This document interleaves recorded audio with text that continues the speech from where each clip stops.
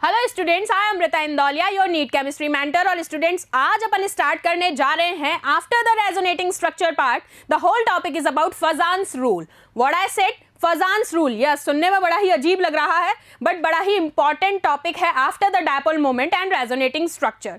क्योंकि last part तक हमने रेजोनेटिंग स्ट्रक्चर्स में आपके साथ क्या डिस्कस किया कि भाई कितने नंबर ऑफ रेजोनेटिंग स्ट्रक्चर्स बनाता है, होल ओवर रेजोनेंस हाइब्रिड का क्या पार्टिसिपेशन है, टोटल नंबर ऑफ रेजोनेंस से होगा क्या। देन आफ्टर हमने डिस्कस किया था कि डायपोल मोमेंट का क्या पार्ट है और क्या रोल है। इसके बाद अब आपके साथ मुझे डिस्कशन करना है फजान रूल को लेकर। अब ये फजान रूल क्या कहता है, चलिए हम ये आपके साथ स्टार्ट करते हैं। इसमें दो ही बातें याद रखनी है जो मोस्ट इंपॉर्टेंट हैं, जो कि शायद बेसिक्स ऑफ केमिकल बॉन्डिंग के फर्स्ट पार्ट से मैंने आपको बताना शुरू कर दी थी। और वो क्या है, केमिकल बॉन्ड, कोवलेंट बॉन्ड और आयनिक बॉन्ड, जिसमें दो का मेजर कंजम्पशन है। वो क्या है, आयनिक बॉन्डिंग और covalent bonding. Clear? So let's begin with the next part, that is फजान्स rule. आइए, फजान्स रूल में सबसे पहले मैं आपको एक चीज बताना चाहूंगी, टर्म बेसिक, जो आपको दिमाग में रखनी है। आपको ये पता चल चुका है कि भाई इलेक्ट्रॉन का रिमूवल होगा तो क्या है, इलेक्ट्रॉन का एडिशन होगा तो क्या है।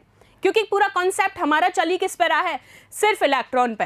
ये इलेक्ट्रॉन कर क्या रहे हैं, पूरे दिन घूमते रहते हैं मॉलिक्यूल के अंदर, कुछ ना कुछ इनको नया करना होता है। After all they are what, they are free radical, they are free to move anywhere. चलिए, अब फजान रूल जो है ये यहां आपसे कहता है कि अगर कोई कंपाउंड है उसके अंदर कुछ आयनिक प्रॉपर्टीज हैं, कुछ कोवेलेंट प्रॉपर्टीज हैं। मेरी बात सुनिएगा बहुत ध्यान से, मैं क्या कहना चाह रही हूं। हमने क्योंकि बात की थी पोलर और नॉन पोलर नेचर को लेके, उसके बाद उसी दौरान मैंने आपसे कहा था आयनिक बॉन्ड भी फॉर्म होता है, कोवेलेंट भी हो जाता है।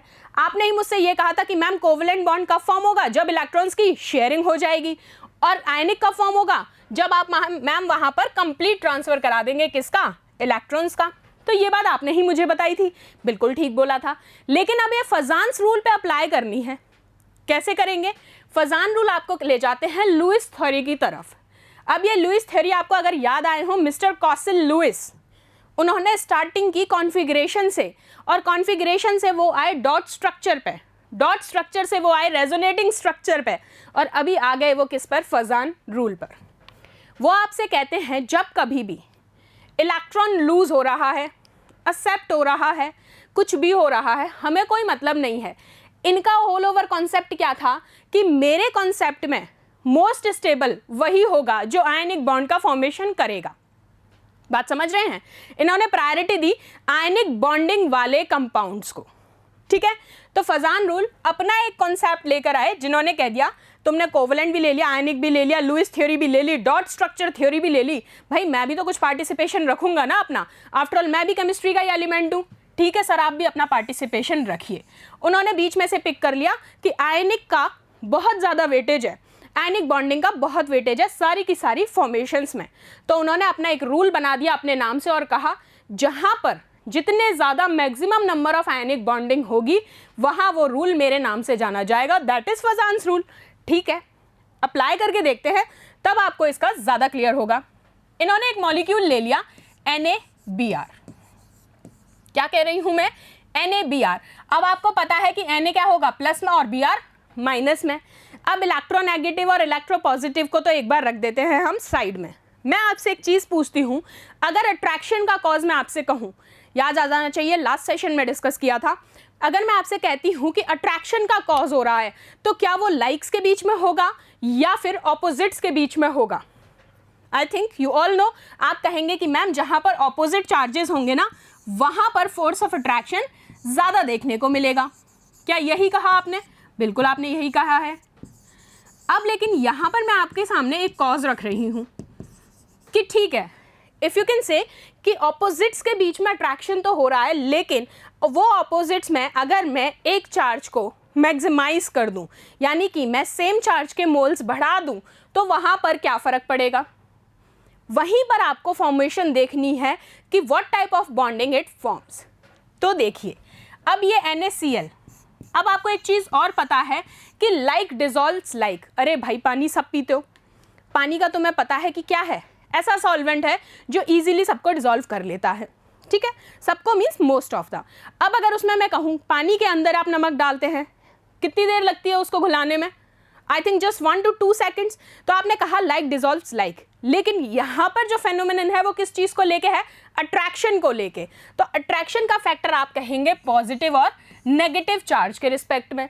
अब वो भी याद आ गया होगा एक कॉन्सेप्ट कि इस वाले एटम का न्यूक्लियस दूसरे वाले एटम के इलेक्ट्रॉन को खींच रहा है अपनी तरफ। खींच क्यों रहा है? क्योंकि वहाँ उसको अट्रैक्शन दिख रहा है। कैसा attraction? Force of attraction. Clear? तो अब यहाँ मैंने जैसे ही ये सोडियम और ब्रोमीन का मॉलिक्यूल लिया, आपने कह दिया ये प्लस गेन करता है, ये माइनस गेन करता है। अब इन दोनों के बीच में बॉन्ड की भी फॉर्मेशन हो रही है। ये देखिए, ये जो बॉन्ड बन रहा है ये आपको क्लियरली दिख रहा है। अब आपने कहा भाई ये तो आयनिक बॉन्ड बना रहा है, आयनिक ही कहलाएगा, प्लस और माइनस आपको दिख रहा है। अब सेम अगर एक और एग्जाम्पल मैं लूँ AlBr3, तो आपने कहा ये तो माइनस गेन करेगा ब्रोमीन, और एल्यूमिनियम क्या करेगा? प्लस। तो आपने कहा ये तीनों भी इसके साथ में क्या कर रहे हैं? एक तरीके से आयनिक बॉन्ड की फॉर्मेशन कर रहे हैं। तो ठीक है, फजान रूल में ये रिजेंबल किए जाएंगे, बिल्कुल इनको पढ़ा जाएगा फजान रूल के अंदर। अच्छा ठीक है, तो मैं ये भी कह सकती हूँ कि भाई जब ये इनके अंदर आयनिक बॉन्डिंग हो रही है, स्टेबिलिटी इनकी अच्छी है, फजान रूल को ये कंसीडर करते हैं, तो इनके melting point, boiling point, solubility सब कुछ सिमिलर होना चाहिए। क्योंकि अभी आपने ही मुझसे कहा कि मैम यहाँ पर ना इनके बीच में आयनिक बॉन्ड की फॉर्मेशन हो रही है, means they are more stable, और उसकी वजह से इनकी प्रॉपर्टीज भी सिमिलर होंगी। चलिए देखते हैं। मैंने आपसे कहा ये जो NaBr है इसका मेल्टिंग पॉइंट है, देखिए नियर अबाउट 747 डिग्री सेल्सियस, जबकि आपने कहा AlBr3 के केस में मेल्टिंग पॉइंट है 97.5 डिग्री। अभी तो आपने कहा था कि दोनों आयनिक बॉन्ड बना रहे हैं, दोनों आयनिक बॉन्ड बना रहे हैं, सॉल्युबिलिटी एक सी है, मेल्टिंग बॉइलिंग पॉइंट भी ऑलमोस्ट सेम होंगे, फिर यहाँ ये डिफरेंस क्यों है? सो यहाँ ये डिफरेंस इसलिए है, यही चीज़ मुझे आपको बतानी है कि हर चीज़ रटनी नहीं है, हर चीज़ को कॉन्सेप्चुअल लॉजिकली समझ के चलना है। यहाँ ये डिफरेंस इसलिए है क्योंकि आप देख रहे हैं Na और Br के रिस्पेक्ट में Br का साइज। फर्स्टली तो मैं आपसे कहूँगी साइज के बारे में, दूसरा आप कहेंगे स्पेशी कैसी है, आयनिक या फिर नॉन आयनिक। आपने कहा दोनों ही आयनिक स्पेशीज हैं। देन आफ्टर आपको बात करनी है बॉन्डिंग की, कि किस तरीके का बॉन्ड वो वहाँ पर फॉर्म कर रहे हैं। यहाँ आपको दिख रहा है कि इनके बीच में हो रही है ionic bonding, that is also okay, लेकिन यहाँ भी तो आयनिक बॉन्डिंग हो रही है, फिर डिफरेंस क्यों है? तो याद रखना है कि यहाँ जो आयनिक बॉन्डिंग है दैट इज नॉट प्योरली आयनिक, यहाँ कुछ ना कुछ कोवेलेंट बॉन्डिंग के कैरेक्टर्स भी हैं, इसी वजह से इसका मेल्टिंग पॉइंट इतना ज़्यादा लो है, क्योंकि कोवेलेंट बॉन्डिंग जहाँ होती है उन्हीं कंपाउंड्स के अंदर आपको लो बॉइलिंग और मेल्टिंग पॉइंट देखने को मिलता है। सो आप कहेंगे in the case of aluminium Br3 there is some covalent characters also in a bonding, so somehow they do not form pure ionic bonds. Clear? Ionic bonding. Is it clear to you all? Okay, fine. अब मैं आपसे ये चीज़ कहती हूँ कि अभी आपको मैंने बताया, होप आप सबको समझ में आ गया होगा, फिर भी चलिए एक बार और बताती हूँ। फिर से मैं रिपीट कर रही हूँ, मैंने क्या बोला कि ठीक है यहाँ भी आयनिक बॉन्डिंग हो रही है, यहाँ भी आयनिक बॉन्डिंग हो रही है, ठीक है, सारी प्रॉपर्टीज सिमिलर हैं, लेकिन मेल्टिंग पॉइंट में इतना अगर हमें डिफरेंस देखने को मिल रहा है तो एक सिंगल सा कॉन्सेप्ट है जो आपको दिमाग में रखना है, दैट इज़ व्हाट, कि यहाँ जो बॉन्ड फॉर्मेशन हुआ है that is not purely ionic, there is some covalent characters also, so they also participate in chemical bonding with the help of covalent bonding. Clear? So those compounds are not purely ionic in nature. That's why their melting point is low and those melting points are high. Clear? Okay. Next. अब एक और case देखते हैं, यही वाला है. अब आपको एक पॉइंट और मैं इसमें बता रही हूँ कि जो NaBr है वो हाई आयनिक नेचर का होता है and this is of low ionic nature, और अभी मैंने आपको रीजन एक्सप्लेन किया. Next, like covalent bonds show partial ionic character. क्या कहा गया है? जितने भी कोवेलेंट बॉन्ड्स होंगे वो आयनिक कैरेक्टर कैसा शो करेंगे? पार्शियल. जबकि आयनिक बॉन्ड्स कैसा शो करेंगे?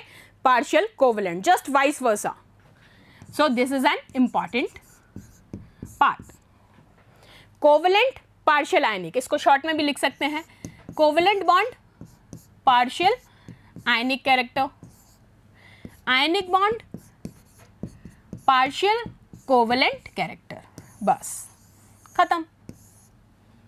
ठीक है, चलिए नेक्स्ट की तरफ मूव करते हैं। नेक्स्ट पॉइंट क्या कहता है, when two oppositely charge particle ions, what said, it is saying about two oppositely charge articles, और वो ions approaching each other, the cation attracts the outermost electron of the anion. Cation किसको attract करेगा, anion के outermost electron को। कैसे, ये देखिए, ये है मान लीजिए प्लस, ये है माइनस, मैं एग्जांपल ले लेती हूँ, ये है सोडियम, ये है क्लोरीन।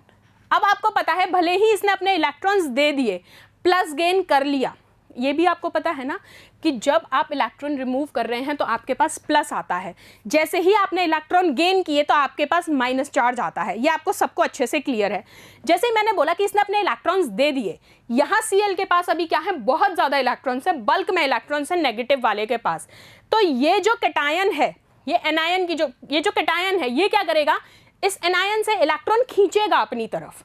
क्या कह रही हूं मैं, ये एनायन से इलेक्ट्रॉन्स अपनी तरफ खींचेगा। क्यों खींचेगा, क्योंकि यहां पर ऑपोजिटली के केस में यही कॉज आपको याद रखना है कि ये सामने वाला यानी कि ऑपोजिट वाला पॉजिटिव है तो नेगेटिव वाले के इलेक्ट्रॉन्स को खींचेगा। कौन से शेल से, आउटर मोस्ट शेल से। वैलेंस शेल के इलेक्ट्रॉन ही लूज होते हैं। सो बस ये बात आपको याद रखनी है। चलें नेक्स्ट। अब ये देखिए, अब मैं आपको इसको एक और पिक्चराइजेशन में दिखाती हूं कि ये Na+ है, ये Cl। अब ये पूरा क्या है, इसका इलेक्ट्रॉन क्लाउड। क्या है ये, इलेक्ट्रॉन क्लाउड। आपको पता है इलेक्ट्रॉन्स क्या करते हैं, घूमते ही तो रहते हैं। अब ये जो इलेक्ट्रॉन क्लाउड है, यहाँ जो इलेक्ट्रॉन प्रेजेंट है और ये जो Na है, ये क्या करेगा, इन इलेक्ट्रॉन्स को अपनी तरफ अट्रैक्ट करना शुरू कर देगा। सी इसका अट्रैक्शन। अब ये अट्रैक्ट करना शुरू करेगा तो ये जो एनर्जी रिलीज होगी, इसी को आप कहते हैं polarizing power. What it is, polarizing power. So it is simply in the definition form, it is what, it is an ability of cation to distort और you can say pull electron density towards itself. Clear, what I said, I repeat it again, ability of cation to distort और pull electron density towards itself. Whole it is what? Polarizing power.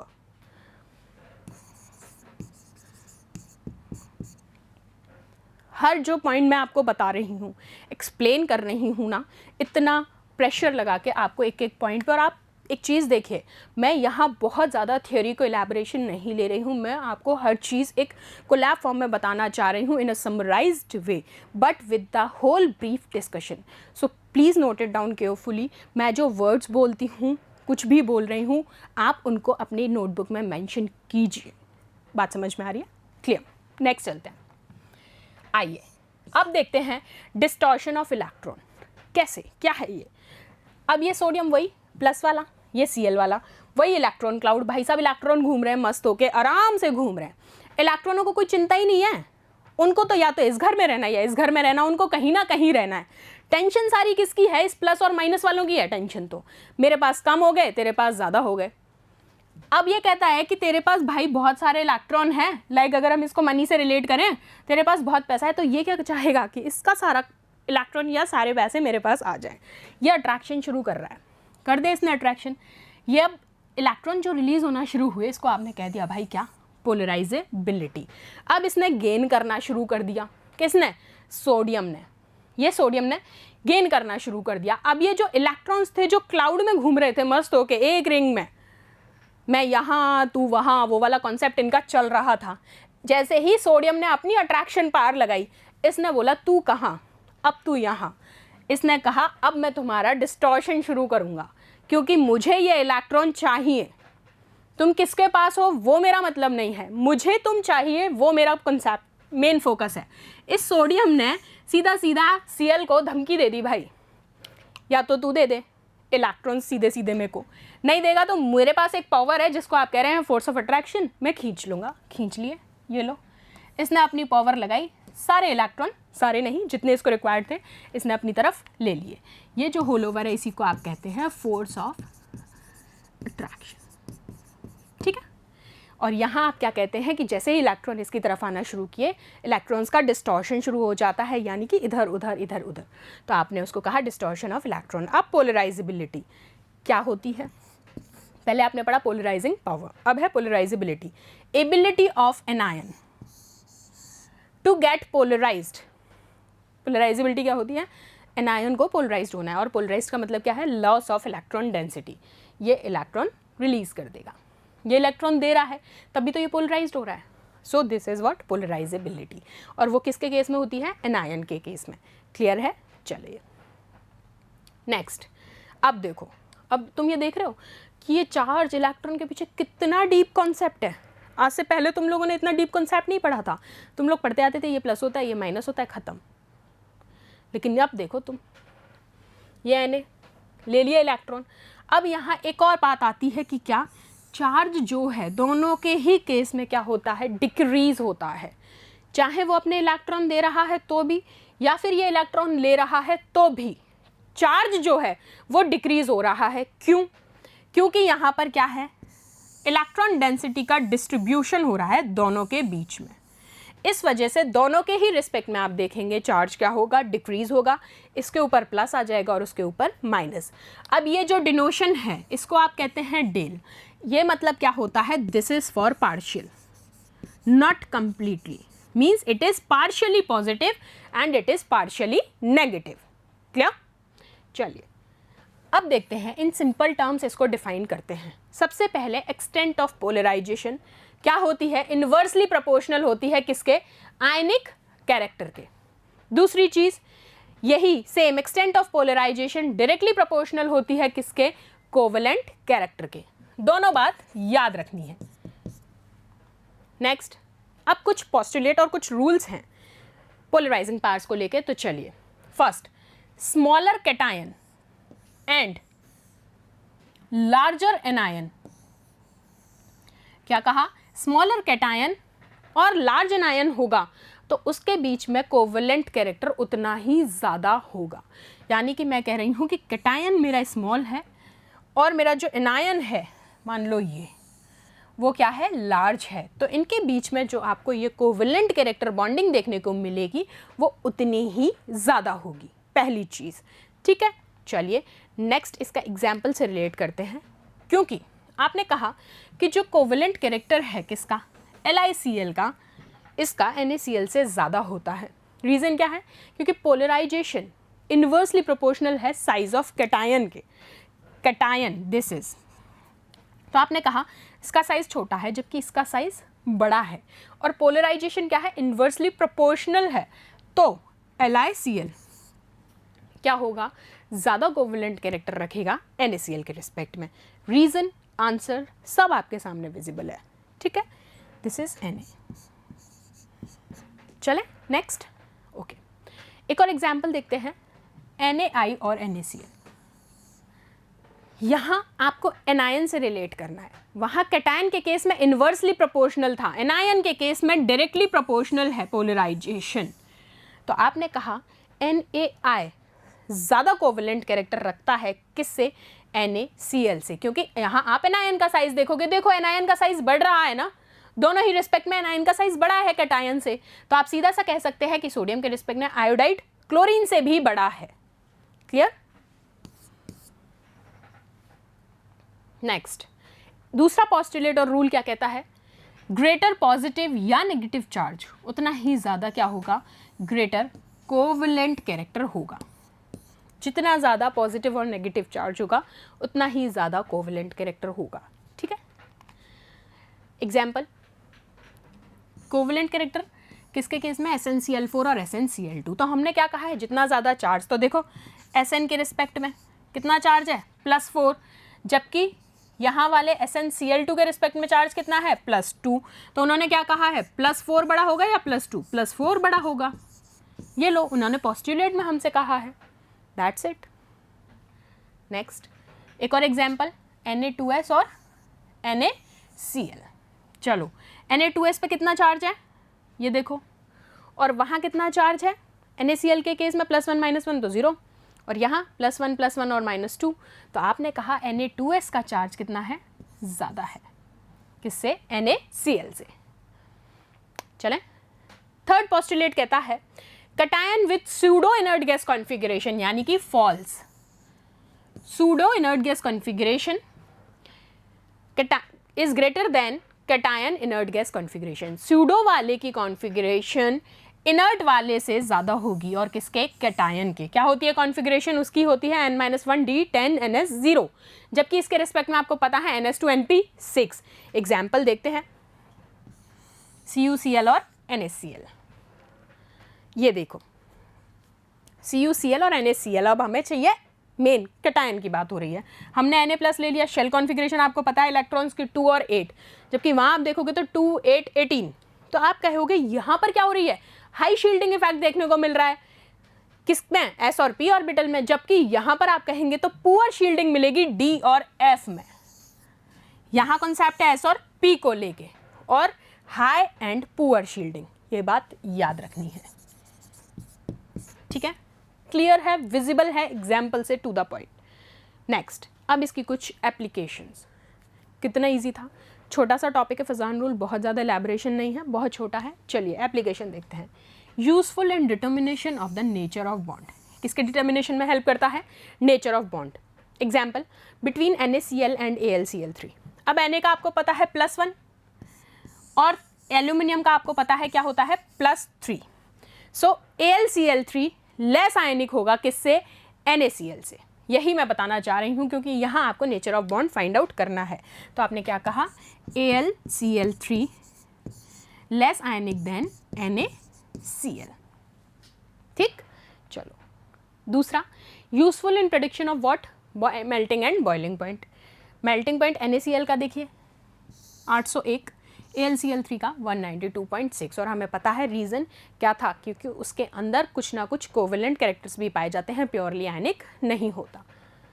Third, अब याद रखो ये major important है, overall summary. ये लो, जितनी अभी हम आपसे डिस्कशन करते हैं उसकी ओवरऑल समरी ये रही। क्या कहा? Ionic character is directly proportional to what? Melting point and boiling point, solubility in H2O and thermal stability. ठीक है, ये तीनों चीज़ें ही मैंने आपको बताई हैं ओवरऑल। चलिए नेक्स्ट, अब कुछ एग्जांपल्स देख लेते हैं।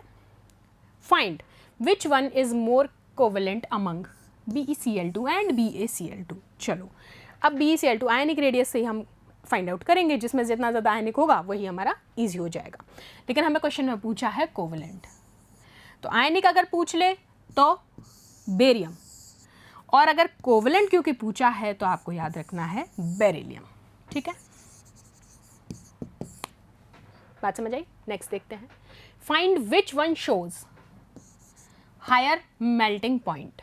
अभी डिस्कस किया था मेल्टिंग पॉइंट, तो आयनिक रेडिया की पूछ ले तो आयोडीन, कोवेलेंट पूछ ले तो फ्लोरीन, लेकिन पूछा क्या है? मेल्टिंग पॉइंट, तो आपको पता है आयोडीन का size. Next, find which one shows higher melting point. इनके के बीच में तीनों चीज़ें आपको गिवन है। देखो एक्सप्लेनेशन मैं इनका कर चुकी हूँ, ये एग्जांपल्स मैंने सिर्फ आपको मेंशन किए हैं यहाँ पर। होल ओवर आपके पास डिस्कशन है, हम लोग ऑलरेडी कर चुके हैं। So here is the resultant also. ठीक है, एक और क्वेश्चन है, वो भी देख लो क्या पूछा गया है। बेटर थर्मल स्टेबिलिटी पूछे Na2CO3 और CaCO3 के बीच में। तो सबसे पहले आयनिक रेडिया है, ये लो कैल्शियम, कोवेलेंट भी कैल्शियम, और थर्मल स्टेबिलिटी पूछे तो सोडियम, है ना। सो यहाँ आपका फजान रूल इतना छोटा सा टॉपिक था, ये ख़त्म होता है यहाँ पर। इसके बाद नेक्स्ट सेशन में आपके साथ नए टॉपिक के साथ मिलेंगे, लेकिन उससे पहले फिर से मैं कहना चाहूँगी, I give you some space, I give you some time. ठीक है, for what? For the revise session of this.